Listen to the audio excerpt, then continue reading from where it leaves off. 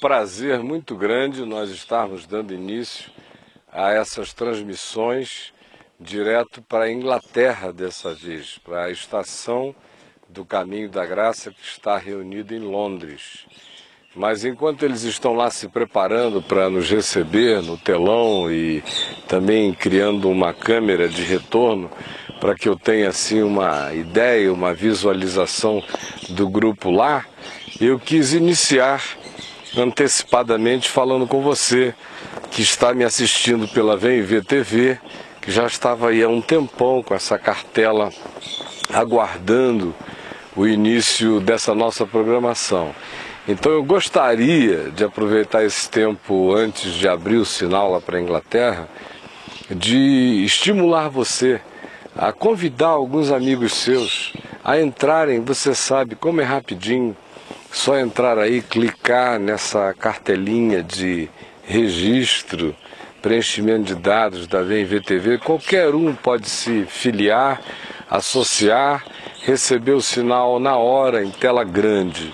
De modo que fica aqui o meu estímulo para você fazer isso com os seus amigos agora, dando uma telefonada, mandando um e-mail, chamando no Messenger ou qualquer coisa do gênero, para que muita gente participe, tenha chance deste momento e desta hora, que é um momento para mim tão gostoso, tão agradável, tão singular. Um sábado à tarde, às 3 da tarde, eu estou em casa, a família está ali dentro, meu netinho está vendo Discovery Kids, minha mulher saiu para comprar um presentinho para daqui a pouco, para uma festa de crianças. Aqui atrás de vocês está o Rodrigo, que é apenas um menino de 12 anos, segurando aqui essa câmera, me dando muita alegria. O pai dele está ali ajudando, o Edivaldo, o Léo, o Chico, o Tiago, enfim. Nós estamos apenas em casa, usando esses recursos, esses meios, para fazermos uma transmissão que chega até você, entra na sua casa, e a gente vai ficando cada dia mais feliz quando vê a interatividade vindo de países os mais distantes. Pessoas de geografias que a gente nem imaginava estão lá, conectadas, assistindo, participando, tendo essa comunhão na simplicidade do Evangelho e na alegria de não só aprendê-lo, internalizá-lo para o bem da própria vida, mas muito mais do que isso, ter também a alegria, a disposição e a ousadia de anunciar a palavra para esse mundo todo carente, aflito, angustiado, panicado, apocaliptizado de terror, sem nenhuma esperança, e em cujo mundo e ambiente Pedro nos diz algo que você não deve esquecer. Ele diz que é nesse ambiente que nós resplandecemos como luzeiros neste mundo. São pequenas luzezinhas. E você só tem ideia do significado e da grandiosidade da luz, por menor que seja a fagulha, quando na escuridão absoluta você vê que uma fagulhinha de uma brasa faz diferença total no ambiente. O menor LED do mundo ilumina o quarto a ponto de você querer apagar para não atrapalhar seu sono. E eu que sou lá das matas do Amazonas, me habituei desde menino a ver o significado de uma lamparina naquela escuridão. Sem lamparina, numa noite sem luar e sem estrelas e com céu nublado, é negrume total. Uma torcidinha que fumega, uma lamparinazinha, no entanto, já gera um impacto de alegria, de segurança, de saber o mínimo do caminho, de saber onde está andando. E Jesus disse que aquele que anda nas trevas é que de fato não sabe para onde vai. E aí, Chico, o pessoal já está a ponto de poder nos receber lá? Já está pronto. O Marcelo avisou que tem algumas perguntas que o pessoal gostaria sei. Tá, tá bom, eu posso começar então a me dirigir direto a eles? Tá, e quando tem alguma imagem do auditório lá que eu possa ver? Tá legal. Tá bom então, tá perfeito. Então, minha gente, antes de que eu responda as perguntas que estão vindo de lá, eu quero falar um pouco para vocês, meus amigos e meus irmãos queridos, que estão me assistindo neste auditório, que o Paul Anderson, essa semana aqui em casa, me disse que é um lugar agradável, onde ele mesmo já se reuniu com grupos várias vezes. É com vocês de maneira muito especial que eu estou falando, mandando meu beijão muito querido para o Marcelo, para o Leozito amado, para todos os que estão fazendo acontecer essa comunhão, esse grupo de ajuntamento de brasileiros em torno do Evangelho aí em Londres. O que eu quero falar com vocês nesses primeiros 40 minutos, antes de responder algumas perguntas, é o seguinte: e se Paulo estivesse vivo, e se Paulo, com a consciência de Paulo, vivesse em Londres, como seria? Como seria Paulo, discípulo de Jesus, habitando a cidade de Londres? Esta é a minha questão para você hoje. Porque a maioria das pessoas diz: ah, que pena que não existe um Paulo aqui em Londres. Que pena que não muda para cá alguém com dons tão exacerbados de percepção do Evangelho, que seria um impacto aqui. E aí a gente vai a vida inteira transferindo o impacto, porque Paulo não ressuscitou dos mortos, porque nós não somos espíritas e, portanto, não recebemos o espírito de Saulo de Tarso em Londres, e por causa disso fica todo mundo dizendo: mas quem sou eu? Mas quem sou eu? Beatificando os nossos próprios santos evangélicos. E Paulo, dentre esses santos, é um dos mais beatificados. O indivíduo olha e diz: meu Deus, quem sou eu? É quase como se depois de Jesus viesse Paulo. E por causa disso, as pessoas vão adiando assumirem o fato de que a única coisa absolutamente especial que havia em Paulo era o Evangelho, era Jesus, era o Espírito Santo, era o poder de Deus, era uma entrega radical, era uma vontade entranhada, era uma decisão visceral, era uma obsessão de paixão irremovível no coração. Era isso que fazia dele ele, não era nenhuma dotação especial. Em Londres há muita gente com QI maior do que o dele. Nesse auditório pode haver pessoas infinitamente mais qualificadas em muitas perspectivas e pontos de vista. O que falta é tutano, o que falta é paixão, o que falta é encontro, o que falta é disposição, o que falta é o surto, o que falta é a loucura, o que falta é a fixação total no Evangelho. O que falta é o ataque epilético de convulsões por Deus. O que falta é aquela disposição de carregar no peito a ansiedade eterna daqueles que olham para o mundo e dizem: há uma semente de vida a ser plantada aqui. É o que falta. E é sobre isto que eu quero falar com você hoje, convidando você a observar algumas coisas comigo que se tornam diferenciais no livro de Atos dos Apóstolos, depois que Paulo entra em cena. Por isso, a gente tem o Atos dos Apóstolos, que vai até o capítulo 9, e aí a gente tem o Atos dos Apóstolos, que começa no capítulo 9.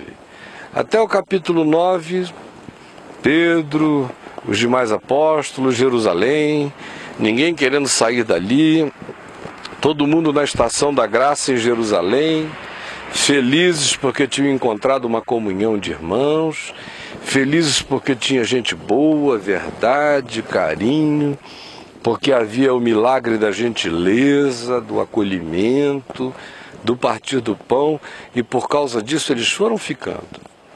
E o eco da voz de Jesus que mandava ir a Samaria, antes disso entrar na Judéia, depois ir se embrenhando no mundo até os confins da terra, foi ficando um eco distante, até que Paulo entra na história, ou é entrado na história, ou é arrombado por Deus para entrar na história. E aí começa a mudar tudo. No capítulo 10 a gente ainda tem aquele interregno de Pedro com Cornélio. Aí em 11 a gente volta já para as consequências do que tinha acontecido com aqueles que foram dispersos por causa da perseguição que sobreveio a Estevão.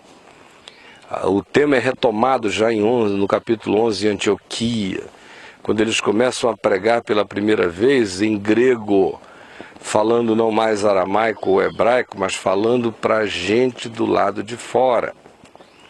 E aí daí em diante, do 12 ainda há aquele parêntese lá de Jerusalém, com a morte de Tiago, a prisão de Pedro e a libertação dele, e do 13 em diante, o retorno a Jerusalém é quase sempre uma digressão ou um retorno ao atraso, porque dali para frente o que significa avanço está em Jerusalém. Não. O que significa avanço está sendo semeado pelo mundo, nas estradas dos ambientes plurais, multiétnicos, multirraciais, greco-romano, com diversidade cultural extraordinária. O mais é semeado num ambiente que eu diria hoje extremamente londrino, do ponto de vista da globalidade e da multirracialidade. E é acerca disso que eu queria chamar a atenção a você. Primeiro, chamar a atenção quanto ao fato de que antes de Paulo, que havia uma estação da graça em Jerusalém. Legal, tudo bom. Teve que haver uma perseguição horrorosa, e o termo grego usado em Atos 8, que é traduzido em português por dispersos, de fato é o termo semeados, porque Deus usou a perseguição para, de fato, fazer uma semeadura deles por vários lugares e vários países e várias nações. Do contrário, eles teriam ficado parados ali. Aí vem Paulo, já perseguido por judeus, já sem ambiente no meio judaico, porque ele já é um traidor por ter mudado de lado. E agora, não tendo ambiente em Jerusalém, o fluxo dele é todo para o lado de fora, além do que ele tem cidadania romana, ele nasceu em Tarso, ele conhece o mundo como o mundo é, ele não tinha sido vítima do gueto a existência inteira, ele tinha aberto também, arejado percepções, apesar de ter sido educado como um fariseu da tribo de Benjamim, aos pés de Gamaliel. Mas a chegada dele vai mudando absolutamente tudo. Em primeiro lugar, gera uma angústia muito grande na estação de Jerusalém, porque gera desconforto. O eixo do evangelho tinha mudado para o centro, do centro da estação para o centro do mundo, da estrada, da poeira, de qualquer lugar. Em segundo lugar, a gente começa a ver uma outra atitude. A estação de Jerusalém tentava manter uma determinada relação de conluio com o templo, com os sacerdotes, com as sinagogas locais. Com Paulo isso já é diferente. Ele visita a sinagoga não para fazer diplomacia. Ele visita a sinagoga e quando tem uma chance, quando tem sequer uma única oportunidade, ele prega a palavra na sinagoga. Se o acolherem, se o ouvirem, se o atenderem, se o convidarem, ele vai voltando.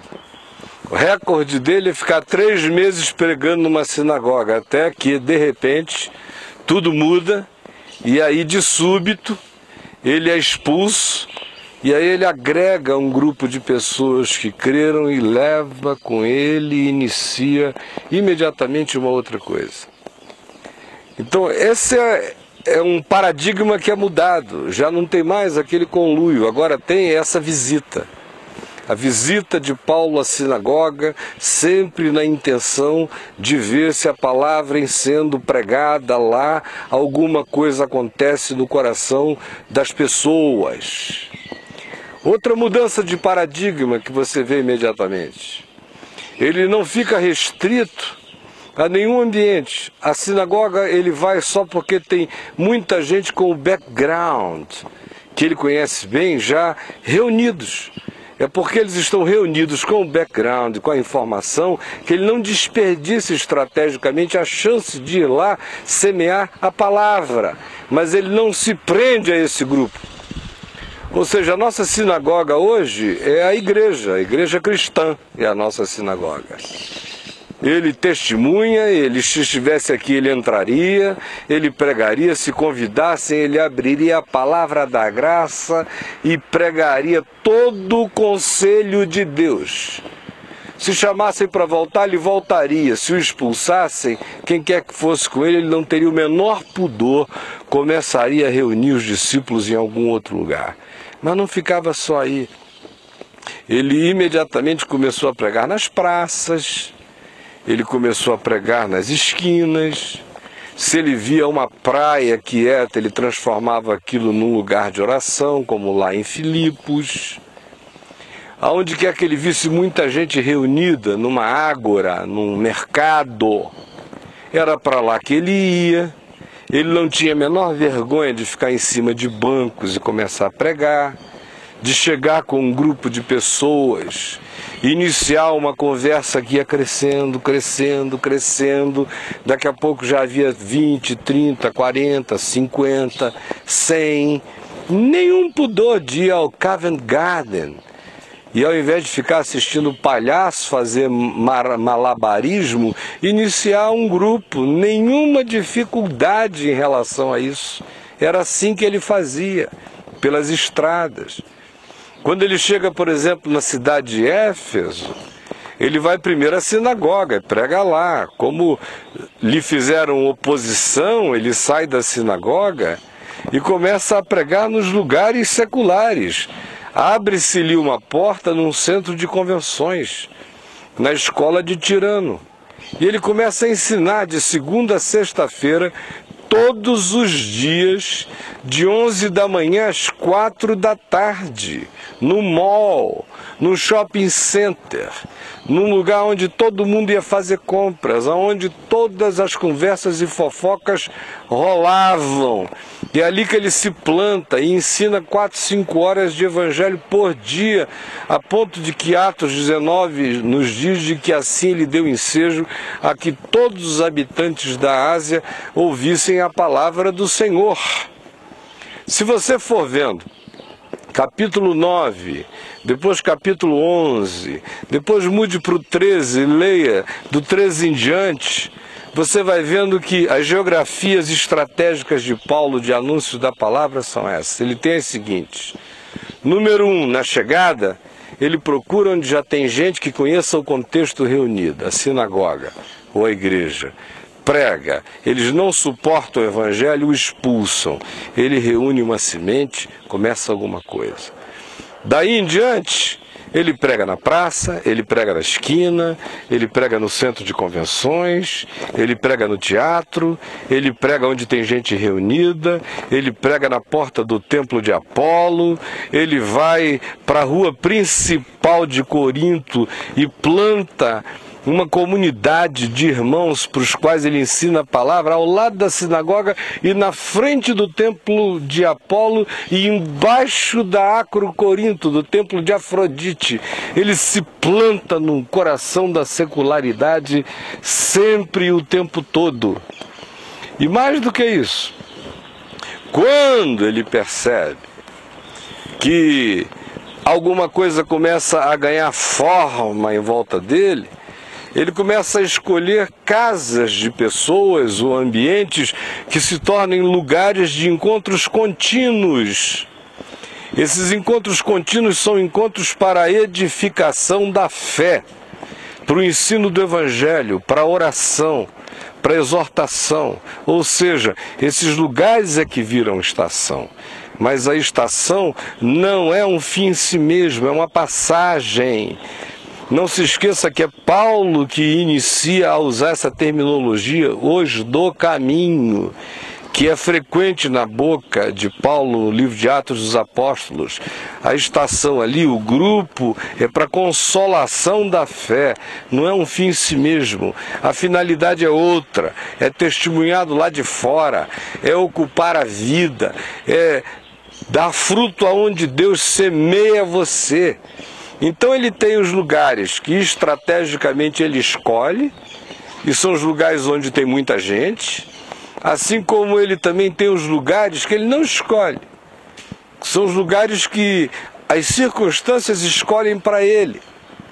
Aí se ele é preso, ele escreve aos Filipenses dizendo, olha, não prejudicou nada, está avançando o Evangelho, porque me deram agora um grupo de elite, os membros da guarda pretoriana, os futuros senadores de Roma, estão aqui cuidando de mim, fazendo rodízio, de modo que eu estou pregando para eles o tempo todo.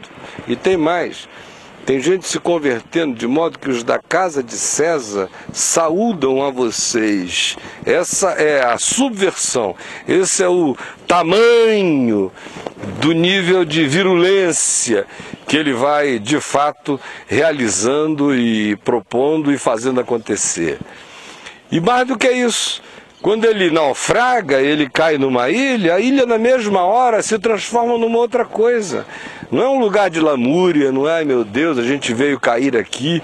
A ilha é um lugar de sobrevivência, de alegria, graças a Deus, escapamos, estamos neste lugar. Começam logo a ver os sinais de Deus se manifestar, doentes começam a ser trazidos, começam a ser curados, o Evangelho começa a ser pregado. Ou seja, o que eu disse no início, é o que movia esse homem, era essa paixão, era esse surto. Mas ele não andava como quem dava socos no ar. Ele tinha estratégia, consciência, ele não jogava tempo fora, ele não ficava reunido com um grupo, lamentando a maldade do mundo, fazendo oraçõezinhas gostosas, lendo um textinho para sempre. Ele sabia que ele estava numa guerra, e ele nessa guerra queria combater o bom combate, não havia nenhum tempo de natureza alguma a ser perdido. Essa é a primeira coisa, é uma visão estratégica. Estação, se for boa demais como a de Jerusalém, só serve para atrofiar as pessoas. A gente chama isso de estação porque é só um lugarzinho de uma parada, não é o lugar da ficada, não é onde as coisas fazem sentido. Se houver essa inversão, a doença se instala na hora. E eu estou aqui em nome de Jesus para lembrar de tempo em tempo que esse mal tem que ser exorcizado. Nossa vocação não é para ficarmos nos lambendo. Nossa vocação está lá fora, nas ruas de Londres, na Europa inteira, no mundo todo. Num mundo cheio de árabes, de chineses, de indianos, de anglo-saxões, de gente da terra inteira, o planeta inteiro reunido para ouvir o Evangelho, e você vai ficar fazendo o quê? Lambendo um ao outro na estação? Segunda coisa que eu queria dizer sobre Paulo, se ele estivesse em Londres, é que a gente lê o livro de Atos e vê que há uma mudança de verbos quando Paulo entra em ação. Antes de Paulo entrar em ação, a gente ouve falar no querigma, na pregação. Pedro pregou. Aí é aquele anúncio, Jesus veio, Jesus foi rejeitado, os judeus mataram, conta-se a história inteira. Aí se houver arrependimento, houve arrependimento. Essa era a pregação. Extremamente vinculada a uma narrativa histórica presa aos judeus. A persuasão que poderia haver daí era resultado do arrependimento de quem diz: eu vi, meu Deus, é mesmo, aconteceu aqui há meses atrás e a gente matou sim, perdemos essa chance. e a comoção se instalava. Quando Paulo entra, os verbos mudam. A gente começa a ver que, em relação a Paulo, o que Lucas, que vai narrando a epístola, vai dizendo é que, número 1, ele chega e ele começa inicialmente a pregar, e logo pregava, capítulo 9, verso 20, pregava afirmando. É a primeira coisa que ele faz, pregar afirmando, porque quem se converte só pode pregar afirmando. É o início.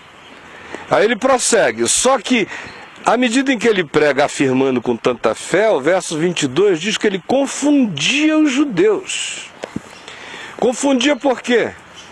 Porque ele já passou logo da fase da mera afirmação peremptória para dar demonstração, demonstrando que Jesus era o Cristo. Ele começou a trabalhar com o acervo inteiro do Velho Testamento, com aquilo que ele sabia em abundância, jogando tudo diante da percepção, de modo que começou a fase da demonstração.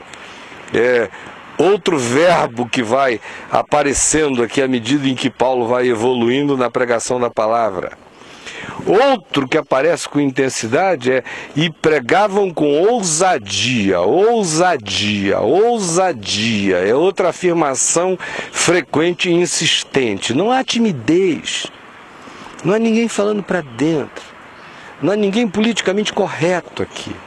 Tem uns desvairados que depois vão ser chamados de os homens que transtornaram o mundo, chegaram até nós. É esse tipo de atitude.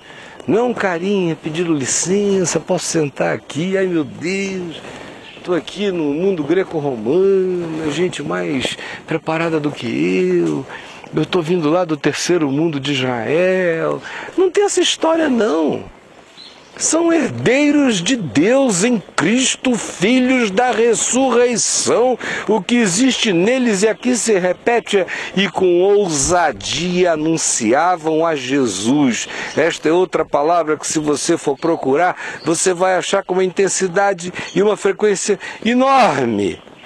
Mais do que isso, você vê surgir, à medida em que eles vão pregando, a palavra persuadir. O verbo persuadir é introduzido em Atos, depois que Paulo começa a pregar. Persuadindo judeus, persuadindo gregos, persuadindo gentios, persuadindo. É tão forte a insistência de que a pregação dele, que começa com a declaração histórica do querigma, evolui para a afirmação de fé, passa para a demonstração e mergulha agora na persuasão. Vai ficando algo tão afinado, compreendendo tanto os tempos, a hora, o que está acontecendo no mundo à volta, o dilema humano do lado de lá, de tal forma que o evangelho já chega como um bisturi, persuadindo. E mais do que isso, a gente vê duas vezes aqui na narrativa de Atos os inimigos dele acusando-o diante das autoridades, dizendo: este que persuade tem chegado até nós. Porque, de fato, o grande poder se manifestava como uma persuasão irresistível. O indivíduo tinha que ir embora dizendo: eu não quero mais ouvir, tapando o ouvido. Do contrário, o que brotava dele em ousadia e sabedoria era profunda persuasão e intrepidez no Espírito Santo. Mais do que isso, a gente vê que há determinadas ocasiões em que ele discute. No Areópago ele discute com filósofos. Em alguns outros lugares em que judeus renitentes se apresentam, ele os enfrenta. Ele não gasta muito tempo, mas ele diz o suficiente. Às vezes o suficiente para causar uma perplexidade tão grande, como foi no caso de Atenas, que os do Areópago o levaram da ágora, do mercado, direto para o lugar do discurso, onde Péricles havia iniciado a tradição de discursos sobre a pedra do Areópago 300 anos antes. É para lá que levam a Paulo, embaixo do Panteão, do Partenon. E ele prega e persuade. E os termos usados são todos nesta direção, é ousadia que persuade. Você pode acompanhar aí e você vai ver e não vai restar equívoco para você. Eu estou simplificando porque o tempo é curto. Terceiro lugar, a gente vê quais eram as motivações e os sentimentos que eram o motor da alma deste homem. Eu iniciei falando em surto, loucura, paixão. Vocês lembram que lá em Atos, no capítulo 9, no verso 1, se diz que Saulo respirava ameaça contra os discípulos antes dele encontrar Jesus. O termo grego usado é o mesmo que define uma fera no Coliseu com fome, resfolegante, querendo partir para dentro para comer vivo. Era isso que ele tinha antes de Jesus. Depois de Jesus, essa energia toda foi convertida e transformada num YouTube de anúncio do Evangelho no mundo inteiro. E aí, o outro termo que me chama a atenção, dentre vários outros que aparecem ligados à designação da emotividade de Paulo, mas aparece um aqui em Atos dos Apóstolos, quando a gente o vê chegando em Atenas e vendo a idolatria reinante na cidade, enquanto Paulo esperava os companheiros dele que tinham ficado em Bereia, Silas e Timóteo, que iriam voltar, Lucas, que provavelmente estava com ele em Atenas, diz: enquanto ele esperava, o seu espírito se revoltava em face da idolatria dominante na cidade. E o termo grego para revoltar era o mesmo que designava crise de epilepsia. Essa era a gravidade do que existia no homem. Não dava para ele ficar passeando por Atenas, só dizendo, puxa vida, mas que obras de arte, que pedras, que construção, que estética. É claro que Paulo tinha senso estético, que ele apreciava coisas. Ele é quem mais do que ninguém diz, tudo é vosso, seja a vida, seja a morte, seja o mundo, as coisas presentes, ou do porvir, tudo é vosso e vós de Cristo e Cristo de Deus. Mas ele não gastava a alma dele no culto estético. Ele se revoltava, era em face da idolatria, era do que estava acontecendo no coração das pessoas. E o que eu quero dizer a você é simples, meu querido. Não adianta a gente ficar reunido na estação do Caminho da Graça, vendo como a igreja está perdida, como todo mundo é legalista, como os picaretas tomam conta, como o nome de Jesus é abusado, e como nós somos um pequenino rebanho que, graças a Deus, fomos acordados lá pelo Evangelho, lendo o site do Caio, e estamos aqui reunidos, graças a Deus, vamos nos defender. Olha, se for para isso, é melhor acabar, é melhor parar com tudo, isso é perda de tempo, é bobagem, é coçação de saco, é masturbação trocada. Se for só para isso, não vale. Isso tem seu lugar, é o lugar da consolação, do conforto, da exortação, do ânimo, do carinho, da afetividade e pronto. E daí para frente é para turbinar a moçada e jogar na vida como sal da terra e luz do mundo, senão o tempo está perdido. Agora, sem essa crise epilética, sem essa convulsão interior que olha e diz, meu Deus, está tudo estragado, sem esse olhar apocalíptico, sem esse discernimento que vê como Deus vê, que vê o homem servindo a criatura. Eu não estou falando só de adorar estátuas de gesso, de pau e de pedra, estou falando de todo tipo de culto à criatura, do hedonismo sexual surubento mais básico ao culto científico ao homem mais elevado e luciferiano. Ele vendo aquilo tudo e o coração dele sentindo aquela epilepsia interior, aquele tremor, aquela convulsão de Deus instalada nele. E que se não acontecer comigo e com você não é lugar nenhum. Eu só queria dizer uma coisa a você. Eu não cheguei até aqui na minha vida porque eu tinha vontade de ficar famoso, ou de aparecer, ou de qualquer uma outra dessas coisas. Me desculpem, modéstia à parte, o pior negócio que eu fiz se o meu negócio fosse aparecer, foi me tornar pregador. Porque em qualquer outro campo da vida eu ia me dar melhor do que os melhores. Eu tenho convicção disso e você também. Eu estou aqui porque eu fui apanhado pela epilepsia do surto e da loucura e dessa vontade de gastar minha existência inteira anunciando Jesus na terra e no mundo, aonde quer que seja possível, como for possível. Foi assim que foi até aqui e é assim que será para sempre, até o último dia da vida e mais. Eu não estou a fim de andar acompanhado por quem não seja assim. Como Paulo. Porque João Marcos, que começou com Paulo e Barnabé, chegou uma hora que João disse, para mim chega, eu vou voltar lá para a estação, já estou cansado desse negócio de sair pregando, levando pedrada, judeu perseguindo, a gente não tem sossego, vou voltar para casa, lá estava muito bom. E Paulo chegou a ser duro. Depois de um tempo, Marcos se arrependeu, quis voltar, Barnabé quis acolher e Paulo disse, agora não, e não levou mais. Só foi algum tempo depois, numa narrativa que a gente já lê em 2 Timóteo capítulo 4, é que Paulo vê, com o tempo decorrido, que Marcos tinha virado gente grande e diz, podem trazer Marcos porque ele vai me ser útil para o ministério. Mas se o espírito for esse marquiano, de estou cansado disso, já chega, vou parar aqui, não dá para seguir viagem. Comigo, pelo menos, não dá para ir, porque eu não estou neste mundo para passar os últimos dias da minha vida assistindo a calamidade. A gente está aqui é para ser sal da terra e luz do mundo.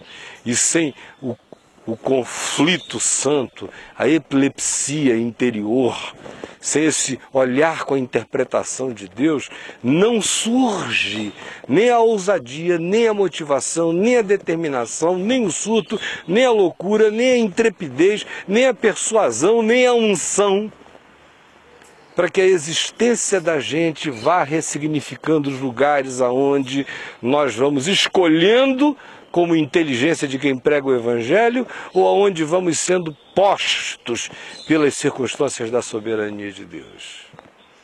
E a outra coisa que eu queria dizer, para a gente concluir aqui, é que a gente vê em Paulo, enquanto ele vai, a combinação de todos os elementos da saúde do anúncio da palavra. É por isso que quando ele despede os presbíteros da igreja de Éfeso numa reunião em Mileto, ele diz a eles, eu não deixei de anunciar a vocês nada acerca do conselho de Deus, absolutamente nada. Anunciei todo o conselho de Deus.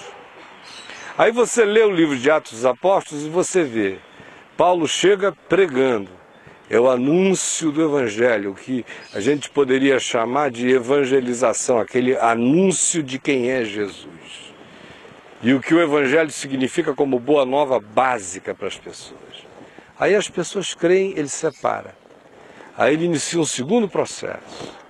É o processo de ensinar as pessoas.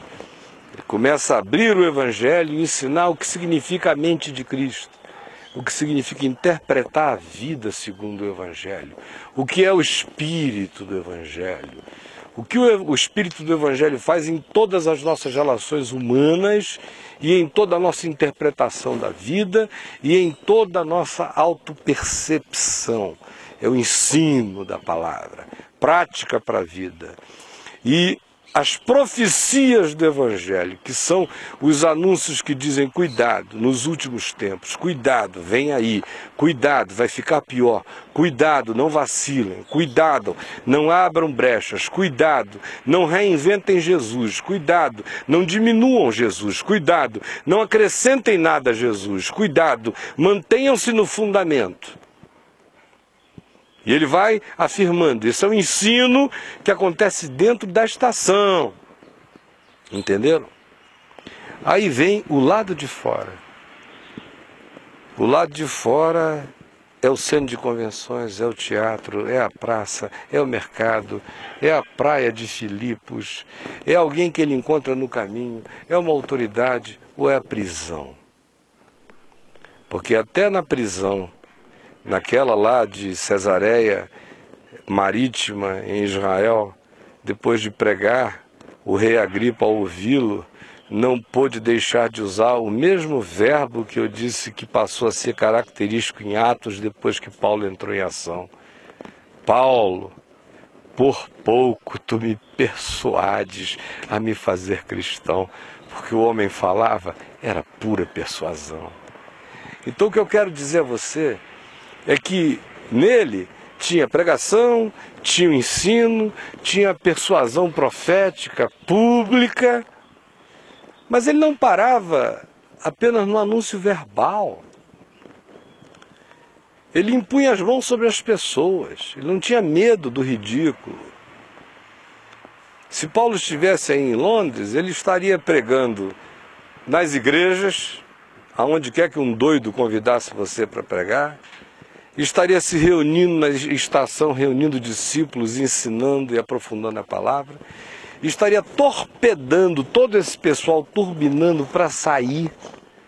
O Covent Garden iria se tornar um lugar de ajuntamento, reuniões iriam começar a acontecer, reunião de oração ao ar livre.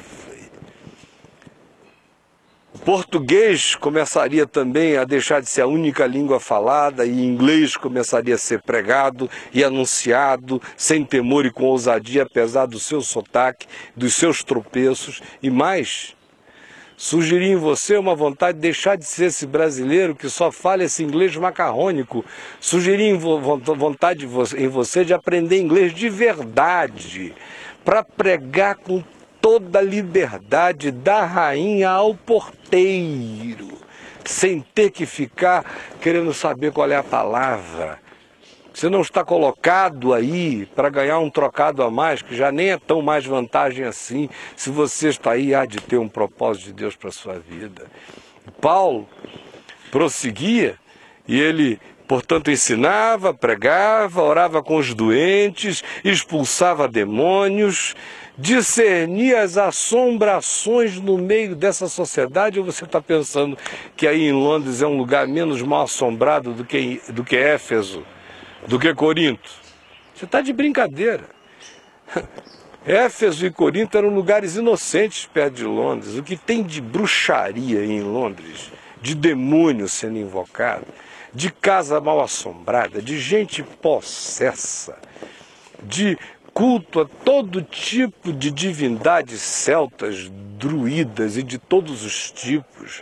O que existe aí de macumba europeia, você não tem a menor ideia. Enquanto isso você chega politicamente correto, achando tudo bonitinho, é o tempo, é a nova era. Não estou ensinando você a ser grotesco nem bruto. Eu só estou dizendo, minha gente, é que chegou a hora de parar com a brincadeira. Chegou a hora de nós ficarmos salvos da síndrome estacionária de Jerusalém. Foi bom esse tempo, estava todo mundo cansado da sinagoga, de apanhar tanto, e foi um ponto de contato, vai continuar a ser gostoso e maravilhoso. Mas agora é hora da epilepsia ser o nosso surto. Agora é a hora da pregação virar persuasão ousada. Agora é a hora de nós não fugirmos dos doentes, de termos a coragem de impor as mãos sobre eles, de orarmos pelos possessos, de discernirmos espíritos no meio da rua, de encontrarmos gente angustiada no meio da rua e não ter a timidez de chegar no braço e desculpa, eu não sou da Al-Qaeda, não sou terrorista, não estou te abordando para nada, eu só senti que você estava muito angustiado. E eu queria dizer a você o seguinte: eu creio em Jesus, pode seguir o seu caminho, eu vou orar por você, Deus te abençoe. Experimente fazer isso nas ruas de Londres, não pare o indivíduo para ficar batendo um papo com ele, não, só faça isso, faça. Alguns vão levar um susto, faça, vá semeando, não tenha medo de chegar e encontrar uma pessoa nesse mundinho todo politicamente correto, que é quase um crime um falar com o outro, e de sorrir e dizer: olha, eu desejo de todo o coração que Deus abençoe o seu dia. Não fique parado para puxar um papo. Se a pessoa quiser, ela chama. Siga, vá abençoando essas pessoas, vá espalhando graça, sem medo. Quando você vir alguém na rua, caído, mendicante, não tenha medo de abaixar, de não só dar alguma coisa, mas dizer uma palavra de Jesus para ele no ouvido dele. Não tenha medo de fazer amigo com essa multidão de islâmicos que tem hoje na Inglaterra. A maior parte dos templos anglicanos já viraram mesquita. Frequente a mesquita, apareça lá. Dê as caras. Nós não estamos aqui para fugir, nós somos os invasores, vocês entenderam? As portas do inferno não prevalecerão contra. Entre lá, faça amizades, o cara não vai entender nada. Não chegue com um folheto, as 4 leis espirituais, não. Faça amizade, chega, pergunte, aprenda. Qual é a direção de Meca? Quantas vezes vocês oram? Como é a oração? Ensina para mim. Comece a se deixar ensinar. A sair dali depois para outra coisa. Em outras palavras, quem está me vendo hoje em Londres precisa saber do seguinte: quem está em Londres está vivendo a bênção de que o mundo inteiro veio até você. Veio, o mundo todo. Está aí, à sua volta. Você não precisa mais ir aos confins da terra. O confim da terra está do outro lado da rua, está do lado da sua casa. A geografia só ficou longa, estelar foi dentro de você, que ficou tímido, acovardado e que está virando sal do sal. Uma estação que seja só sal do sal, a gente só bote sal junto, vira saleiro. Sal no saleiro a poder vira pedra, não serve para nada. O nosso significado está numa única coisa, que eu tenho repetido a exaustão. Está em nos dissolvermos no chão da vida, em desaparecermos nessa revolução de pregação da palavra e do Evangelho. Era de modo rápido o que eu queria dizer a vocês, meus queridos amigos, manos amados da Inglaterra, que é esse país onde eu já estive tanto pregando o Evangelho, com o qual eu tenho ligações afetivas tão íntimas, desde os Beatles e dos Rolling Stones, desde os meus heróis que venceram a guerra contra o desgraçado do anticristo do Hitler, desde o futebol que eu já me dediquei e amei tanto na vida, inventado aí, desde os grandes avivalistas do passado, algumas das melhores almas do chamado cristianismo, nasceram nesse chão. Os John Wesley, com as suas coragens subversivas, Whitefield, com seu trovejar de pregação do Evangelho, o próprio Spurgeon, que tem seu valor extraordinário, considerado príncipe dos pregadores. Eu tenho apenas, em relação a ele, algumas outras coisas que eu não vou dizer aqui quais são, mas ele teve seu grande significado aí. O Exército da Salvação, que não era essa multinacional de hoje, era uma ação de bondade, de sopa, sabão e salvação na rua, que ajudou a Inglaterra a se ver livre de condições sociais horrorosas no passado. O próprio avivamento dos dias de Wesley, os historiadores dizem que foi um dos responsáveis pelo fato da Inglaterra não ter tido um banho de sangue como aconteceu na França na Revolução Francesa. Então, tanta coisa linda. E eu, pessoalmente, tenho tantos amigos, como o meu querido John Stott, que ainda vive e que eu amo tanto, com quem temos amizade verdadeira e sincera, Andrew Kirk, Stephen Rand, J. John, tantos irmãos amados, a moçada do Tear Fund, do Spring Harvest, onde eu estive pregando tantas vezes, fiz tantos amigos, as dezenas de catedrais e igrejas anglicanas inglesas, onde eu já estive pregando no curso da vida. Então esse é um país com o qual eu tenho vínculos e gostaria de todo o coração que essa semente do caminho da graça, que está plantada aí em Londres, não seja apenas um lugar de ajuntamento de brasileiros dispersos, mas seja um lugar de subversão,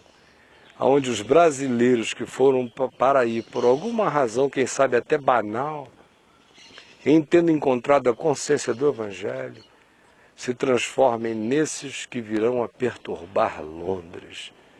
que glória seria para o Evangelho se a gente pudesse dizer: esses brasileiros que perturbaram Londres estão perturbando agora toda a Inglaterra. Eu queria muito que a Estação do Caminho da Graça em Londres virasse um acontecimento de profunda subversão. Mas para que isso aconteça, você vai ter que se encher desse surto, desse olhar, dessa disposição. E vai ter que parar de falar só português com brasileiros. Vai ter que ter a coragem de abrir a boca em inglês. E mais do que isso, por último, notem aqui em Atos dos Apóstolos que foi o nosso amigo Barnabé que foi buscar Saulo, porque ninguém acreditava nele. Aí Barnabé o encaminhou. Até o capítulo 14, final do 13, início do 14, a narrativa de Lucas, em Atos, diz que era Barnabé e Saulo que estavam indo, sempre Barnabé e Saulo.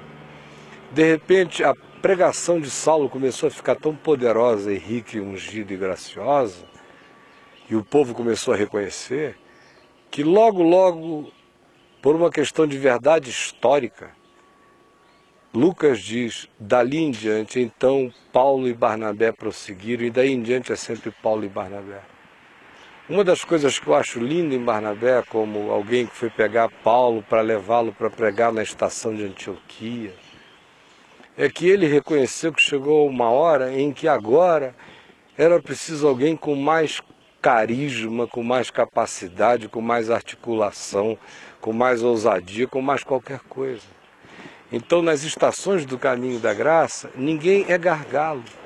Barnabé era homem bom, cheio do Espírito Santo e de fé, e ele fez tudo o que ele pôde. Chegou uma determinada hora que ele disse: agora vai, meu mano, que eu vou ficar aqui atrás, porque o que a gente quer é que o Evangelho cresça, não que o Evangelho se estagne. E o meu chamado, disse Barnabé, não é para ser rolha, eu sou um abridor de portas.